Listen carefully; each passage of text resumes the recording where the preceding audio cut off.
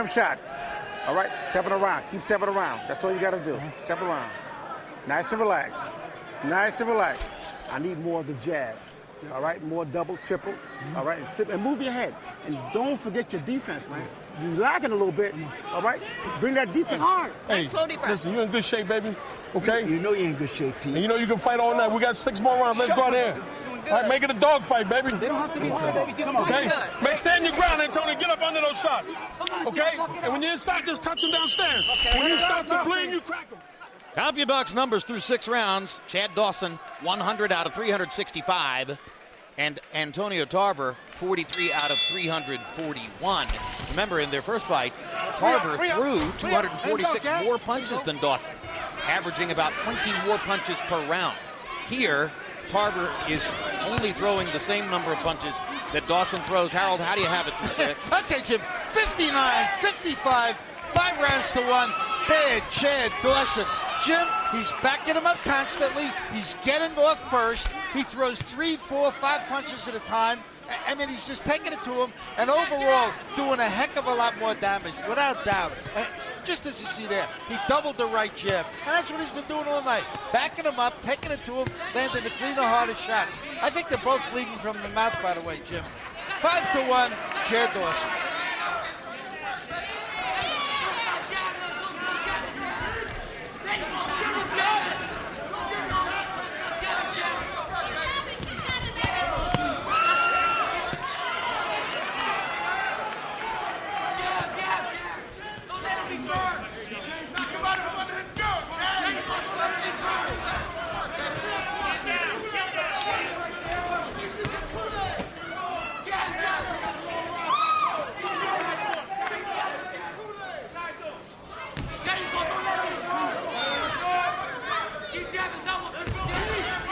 If, in fact, this is to be Antonio Tarver's last appearance on one of the sport's biggest stages, he's had a fascinating career. Yeah, I was just saying that he's fighting a very good fight, I think. I'm looking at considering such a brilliant young fighter. His defense has been pretty good, too. Even though he gets hit a few times, it's very difficult for Dawson to hit him with clean shots. And as soon as Dawson takes a break, Antonio's trying to take control over the fight again. Antonio's always had a high boxing IQ. Presented a difficult defensive target for fighters, and I think his record in rematches is testament to his ability to adjust. Free, guys. Free up. Go. Had a very long amateur career, stretched his amateur career so that he could go to the Olympics at a relatively advanced age. He's fighting in Dawson, a guy in his prime, who holds a dominant win against the reigning cruiserweight champion of the world, one division north. Tomas Adamek. Tarver's landed some good left-hand shots here. Landed a left hand inside, and Dawson shakes his head as if to say, you haven't hurt me. At that time, Dawson's right knee buckled momentarily as Tarver was landing an inside shot, and now Dawson comes back with a flurry of his own punches. This turning out to be a much, much better fight than probably anyone expected. I know than I expected. And Dawson just showed Tarver something. Sometimes when an older fighter makes a stand like that against a younger fighter and has his way a little bit, and the younger fighter continues to fight hard, it could take some of the wind out of the older fighter's sails.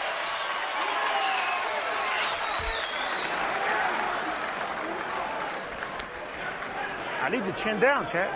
All right, I need to chin down. You okay? All I need is a chin down, baby. That's all I need. All right? I need the jabs. Don't forget the jabs. I want you to box smart. Box smart now, okay? Because it's just you going into a shell. But you gotta keep the, when he starts punching, stand your ground. We winning? Yes, but you gotta fight this son of a bitch. You're winning, but you got to keep the pressure on you. Take it now, right? Here we see Antonio Tarver land the left hand shot that really hurt Dawson, I think, for a few seconds. And then you see him follow through with a great flurry of punches from all angles. Seconds out, seconds out, seconds out.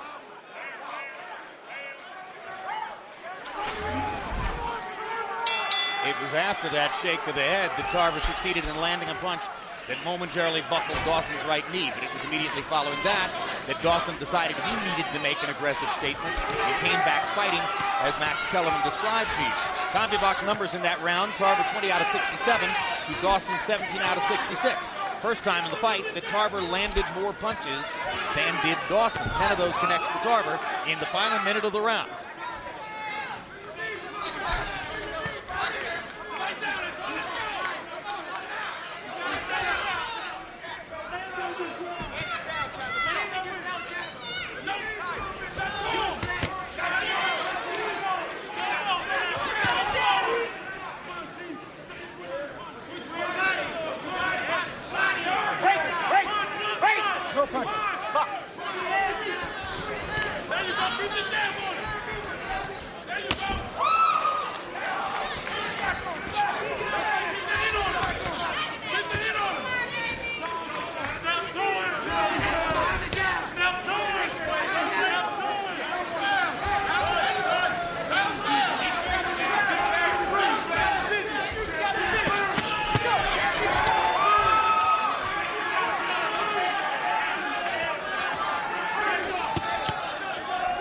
Well, one thing you might expect from a 40-year-old fighter, energy levels than at any other time in the fight. In round 8 now, he's receded back to the energy level that he showed in the other rounds that he lost. And I think that has something to do with the way Dawson responded at the end of the last round.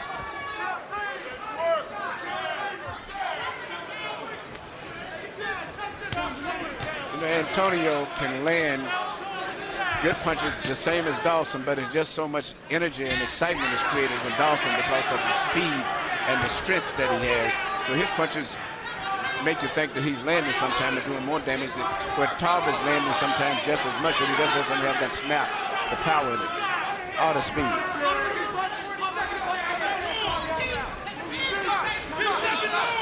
Dawson showing pretty good defensive skills, making Tarver miss for the last 30 or 40 seconds as he carefully picks his own spots. Now there's a good left hand by Antonio Tarver. Set it up with a quick jab, came right over the top. Again, Dawson's reaction, not to be reckless, he keeps his hands up, but it's to start to pressure Tarver immediately. Break, come out clean, come out clean. Come out clean, come out. 5 seconds.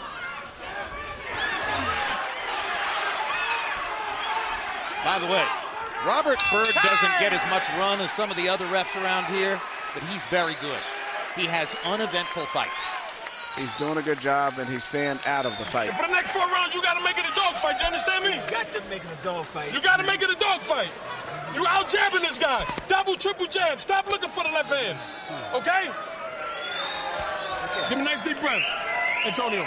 We need these next 4 rounds, baby.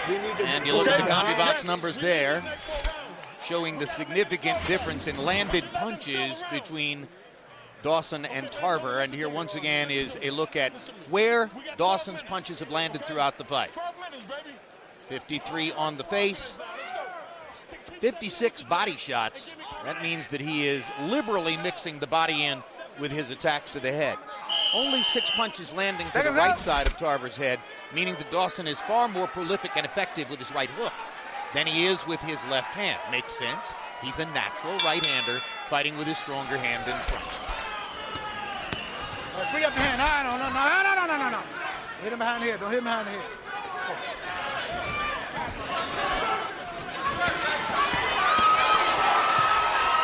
Younger fighter once again stepping up the energy level and putting Tarver on the defensive.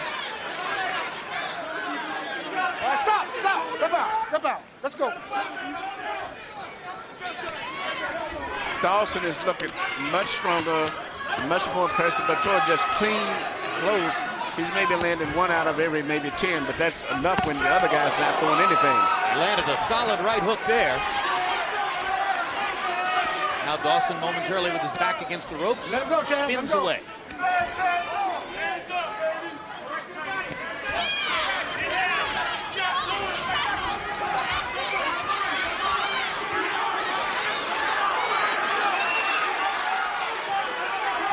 This fight has a ways to go yet.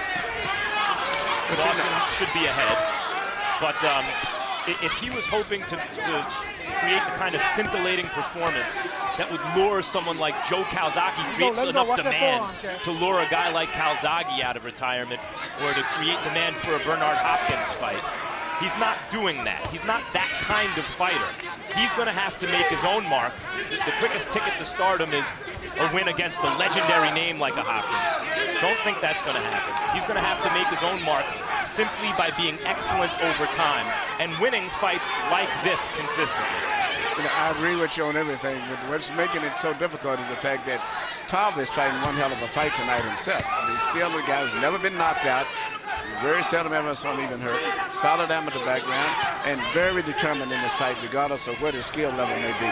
So it's Dawson did what he was supposed to do, but Tarver is just an extremely determined fighter tonight. Yeah, but you footnoted skill level, whatever his skill level might be. And what appears to me as we watch it, Emmanuel, is that Dawson's skill level is higher. He lands more consistently, and as you say, his punches create more flash and dash.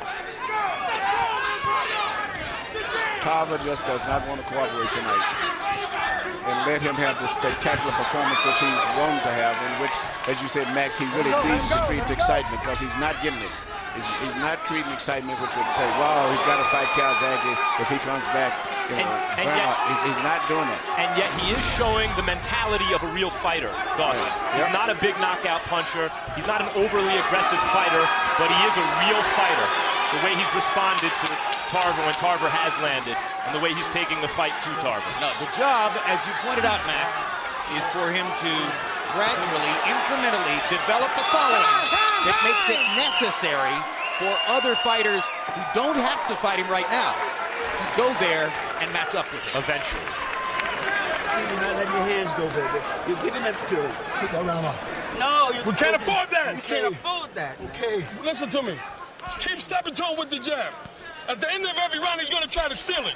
So once they start those flurries, drop something on him and stop him from punching. Okay, he's fighting in spurts. I got to get down. You Okay? You got to get your jab working. You're looking for the one punch. Okay. There's no tomorrow, T. This is your future, right here. Okay, here it is. Make it easy, man. Stop looking for the one punch. Just stay touching him. Okay? Here you see a typical punch of a young fighter just forcing using his strength to just crush his way through on his opponent and